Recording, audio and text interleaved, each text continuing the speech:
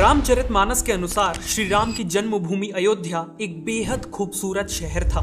City का layout well planned था। जगह जगह विशाल भवन, मंदिर और गार्डन्स थे। सरयू नदी के चलते पानी की कोई कमी नहीं थी। इकोनॉमी भी काफी स्ट्रॉन्ग थी। दूर दूर से आए ट्रेडर्स वहां दुकानें लगाते थे। बाजार हमेशा ग्राहकों से भरा रहता था। ये शहर आर्ट्स, क्राफ्ट और कल्चरल एक्टिविटीज का एक प्रोमिनेंट सेंटर था। कई विद्वान साधु संत भी यहाँ बसते थे, जिस कारण एजुकेशन और स्पिरिचुअलिटी का यहाँ से एक स्ट्रॉन्ग कनेक्शन था। अयोध्या उस समय सच में वर्ल्ड की one of the greatest city थी। लेकिन क्या आप बिलीव करोगे कि आज हजारों साल बाद हजारों करोड़ों रुपए लगा के अयोध्या को उसकी खोई हुई ग्लोरी लौटाई जा रही है। उसे एक वर्ल्ड क्लास सिटी में ट्रांसफॉर्म किया जा रहा है। अयोध्या के इसी मैजिकल ट्रांसफॉर्मेशन को आइए जानते हैं इस वीडियो में। तो चलते हैं अयोध्या धर्म नगरी की यात्रा। अब कहीं जाते हैं तो गर्व से बताते हैं मैं अयोध्यावासी हूँ। कितना बदल गया अयोध्या, पूरा चेंज हो गया।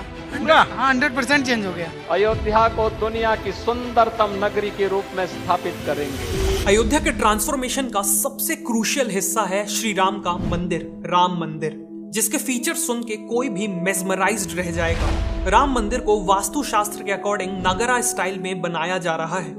मंदिर की ऊंचाई 161 फीट, चौड़ाई 250 फीट और लंबाई पूरे 380 फीट होने वाली है।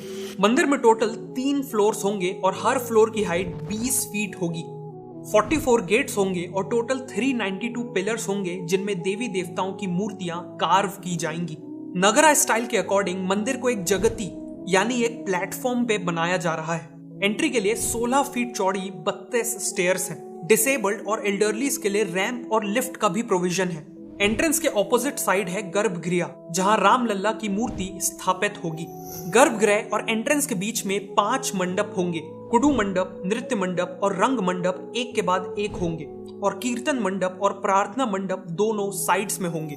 मंडप बेसिकली बड़े हॉल्स होते हैं जहां प्रार्थना, कीर्तन और बाकी रिचुअल्स परफॉर्म किए जाते हैं। हर मंडप के ऊपर एक माउंटेन लाइक स्ट्रक्चर बनेगा जिसे शिखर कहा जाता है और मंदिर का सबसे ऊंचा शिखर गर्भगृह के ऊपर ही बनेगा।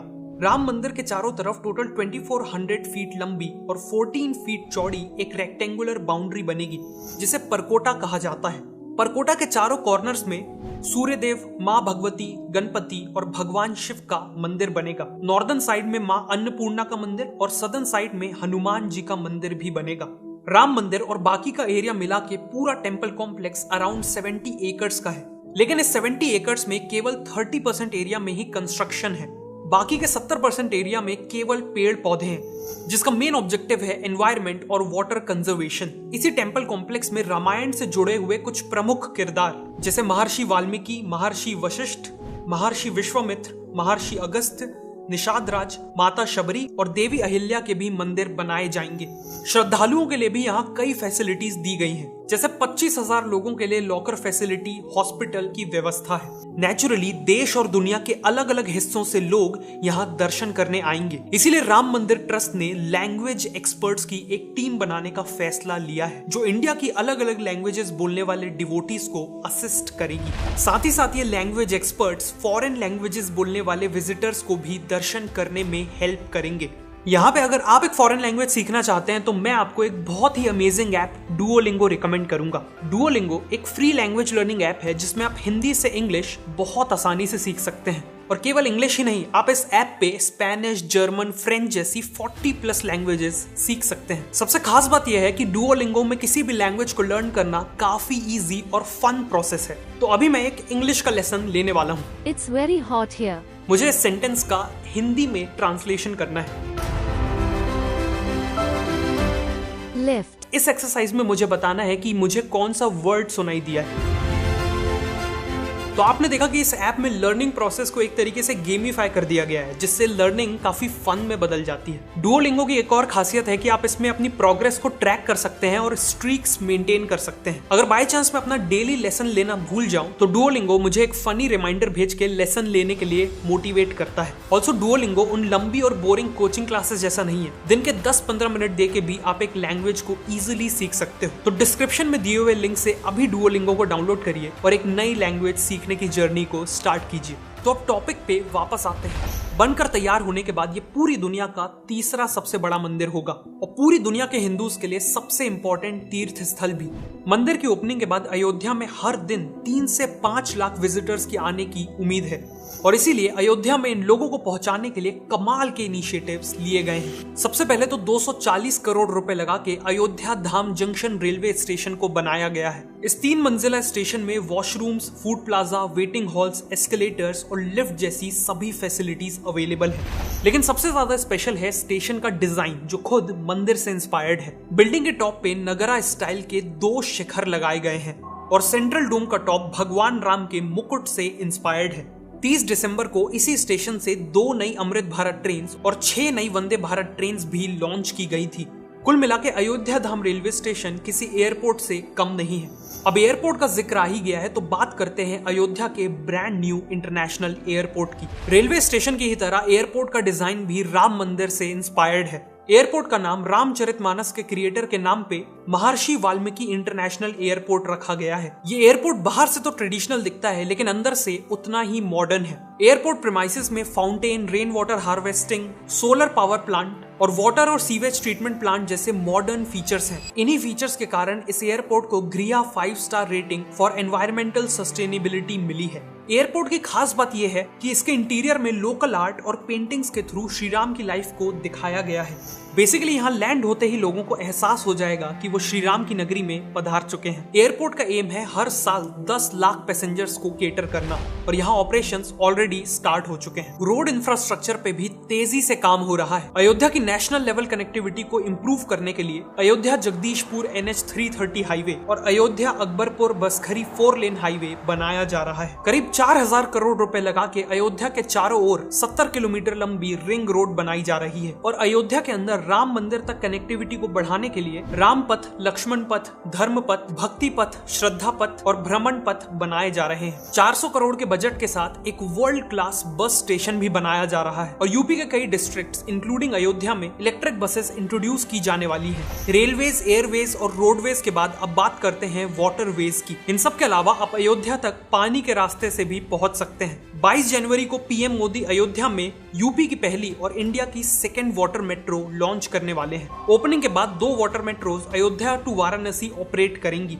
इन एयर कंडीशन वाटर मेट्रोज में एक बार में 50 लोग ट्रैवल कर पाएंगे। इन वाटर मेट्रोज का ऑब्जेक्टिव है लोगों को एक बहुत ही यूनिक ट्रैवल एक्सपीरियंस काफी अफोर्डेबल प्राइस में देना। इन सभी इनिशिएटिव से लोगों का अयोध्या तक आना और अयोध्या में कम्यूट करना काफी आसान हो जाएगा। लेकिन एक प्रॉब्लम है, ये सभी लोग अयोध्या में आखिर रहेंगे कहाँ? उसके लिए अयोध्या में जगह जगह टेंट सिटीज बनाई जा रही हैं। कुछ टेंट सिटीज का ऑब्जेक्टिव है एक साथ हजारों लोगों को एकोमोडेट करना काफी अफोर्डेबल प्राइसेस में, तो वहीं कुछ टेंट सिटीज लोगों को एक लग्जरी एक्सपीरियंस देने के लिए सेटअप की गई हैं। टेंट सिटीज के साथ साथ यूपी गवर्नमेंट का अयोध्या में करीब 25,000 होटल रूम्स ऐड करने का भी प्लान है।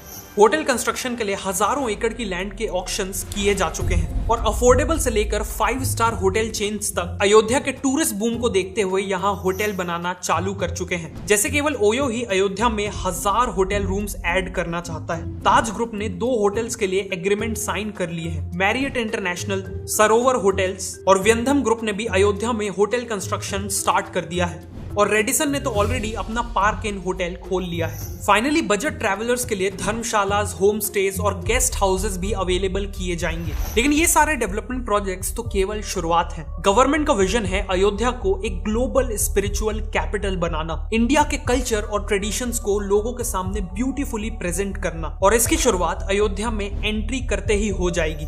अयोध्या तक जाने वाले सभी मेन हाईवेज पर ग्रैंड एंट्री गेट्स बनाए जा रहे हैं। टोटल 6 गेट्स का प्लान अप्रूव कर दिया गया है और इन गेट्स का डिजाइन भी मंदिर से इंस्पायर्ड है, जिसे देखते ही आपको एहसास हो जाएगा कि आप इंडिया के टेंपल टाउन में एंट्री कर रहे हैं। इन गेट्स का नाम भी रामायण के कैरेक्टर के ऊपर श्री राम द्वार, लक्ष्मण द्वार, हनुमान द्वार, भरत द्वार, जटायु द्वार और गरुड़ द्वार रखा गया है। हर गेट के पास वर्ल्ड क्लास फैसिलिटीज जैसे बड़े पार्किंग लॉट्स और रेस्टोरेंट्स अवेलेबल रहेंगे। इसके बाद अयोध्या में करीब 50 एकड़ के एरिया में एक टेंपल म्यूजियम भी बनाया जा रहा है। इस म्यूजियम का ऑब्जेक्टिव है विजिटर्स को इंडिया के सभी मेजर टेंपल्स की हिस्ट्री समझाना। आखिर एक टेंपल किसी पर्टिकुलर जगह पे ही क्यों बनाया गया, उस टेंपल की कंस्ट्रक्शन की फिलॉसफी और मेथड्स क्या थी, वहाँ पूजा के तरीके क्या थे, ये सब यहाँ समझाया जाएगा। अयोध्या का एम है हर एज ग्रुप के विजिटर्स को श्री राम की लाइफ से इंस्पायर करना। इसीलिए अयोध्या में इंडियन वर्जन ऑफ डिज्नीलैंड भी बनाया जा रहा है, जिसका नाम होगा राम लैंड। यहाँ टेक्नोलॉजी का यूज करके श्री राम की कहानियां सुनाई जाएंगी। रामायण में जिन लोकेशन का जिक्र है उन्हें हूबहू बनाया जाएगा। अल्ट्रा मॉडर्न राइड्स, एक्सपीरियंसेस और एंटरटेनमेंट ऑप्शंस भी होंगे। बेसिकली यहाँ लोगों को एजुकेशन और एंटरटेनमेंट का ब्लेंड मिलेगा। इसके अलावा अयोध्या में श्री राम का स्टैचू भी बनाया जा रहा है, जो दुनिया का टॉलेस्ट स्टैचू होगा। करंटली वर्ल्ड का टॉलेस्ट स्टैचू है गुजरात का स्टैचू ऑफ यूनिटी, जिसकी हाइट है 790 फीट। लेकिन श्री राम का 823 फीट का स्टैचू पूरा होने के बाद स्टैचू ऑफ यूनिटी का भी रिकॉर्ड तोड़ देगा। अयोध्या में बहने वाली सरयू नदी पे भी कई प्रोजेक्ट्स प्लान किए गए हैं। जैसे 300 करोड़ रुपए लगा के सरयू रिवर फ्रंट को पूरी तरह रीडेवलप किया जा रहा है। साथ में सरयू में 2 solar powered mini cruise ships भी एक्सपीरियंस की जा सकेंगी। इन वेसल्स का नाम रामायणा वेसल्स होगा और ये लोगों को एक लग्जरी एक्सपीरियंस देंगी। ये क्रूज राइड गुप्तर घाट से चलेगी और राजघाट, लक्ष्मण घाट, राम घाट और लक्ष्मी घाट को कवर करने के बाद नया घाट पे एंड होगी। बेसिकली पूरे अयोध्या की हिस्ट्री कवर करेगी। क्रूज में डिलीशियस फूड, फोक सॉन्ग और डांस और बाकी फैसिलिटीज भी मौजूद होंगी। और आगे चल के सरयू रिवर पे हाउस बोट्स भी प्लान की जा रही हैं। अयोध्या में लोग दीपावली भी सेलिब्रेट कर पाएंगे, जो नेचुरली पूरी दुनिया में यहाँ सबसे ग्रैंड तरीके से मनाई जाती है। जैसे 2023 की दिवाली से पहले दीपोत्सव में अराउंड 25,000 वॉलंटियर्स ने मिलके 51 घाटों पर अराउंड 22 लाख से भी ज्यादा दिए जलाए थे, जो अपने आप में एक गिनेस वर्ल्ड रिकॉर्ड है। इसी के साथ ग्रैंड लेजर शो ऑर्गेनाइज किया गया था और एक ब्यूटीफुल ड्रोन शो भी ऑर्गेनाइज किया गया था। और ऐसी उम्मीद है कि आगे चल के इन सेलिब्रेशंस का स्केल और भी ज्यादा बढ़ेगा।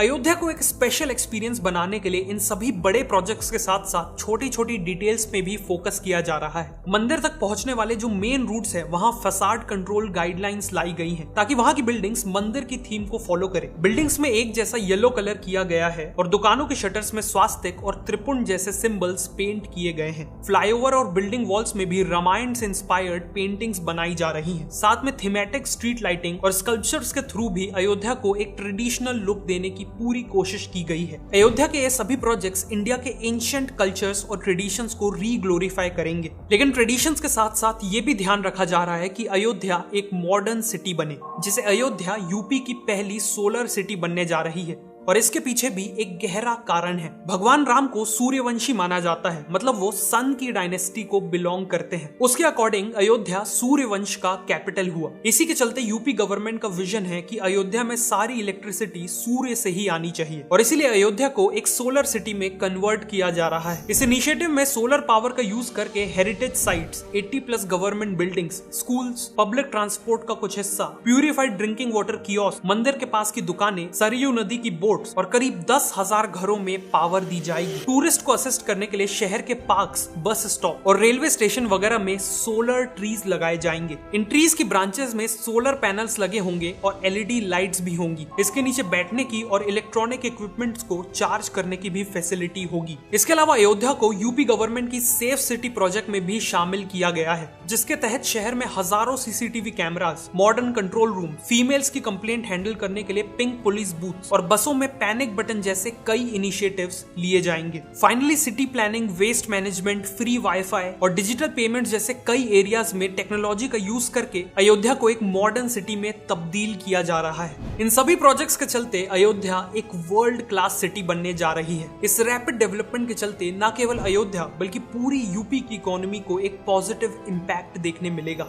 ऑलरेडी अयोध्या में construction workers, guides, hotel staff, drivers etcetera के लिए हजारों जॉब्स क्रिएट हो चुकी हैं। Auto taxi drivers, local shopkeepers और छोटे बड़े होटल सभी का बिजनेस बूम हो रहा है और रियल स्टेट प्राइसेस तो 10 गुना तक बढ़ चुके हैं। अयोध्या का रिवाइवल इंडिया के लिए एक बहुत बड़ा मूवमेंट है, एक प्राउड मूवमेंट है। लेकिन अयोध्या की सिग्निफिकेंस केवल इंडिया तक सीमित नहीं रहने वाली। जब अयोध्या की हर गली, चौराहा, बिल्डिंग्स, म्यूजियम्स और बाकी सभी चीजें इंडिया के एंशिएंट कल्चर्स और ट्रेडिशंस की कहानी सुनाएंगी और इस तरह सुनाएगी कि पूरी दुनिया के लोग वहां खींचे चले आए, तो नेचुरल है कि पूरी दुनिया को इंडिया के कल्चर कल्चर के बारे में पता चलेगा। और जब पूरी दुनिया इंडिया के महान कल्चर को पहचानेगी तो उनके मन में इंडिया के लिए रिस्पेक्ट कई गुना बढ़ जाएगी, जिससे अल्टीमेटली वर्ल्ड ओवर इंडिया की सॉफ्ट पावर में एक्सपोनेंशियल ग्रोथ दिखेगी।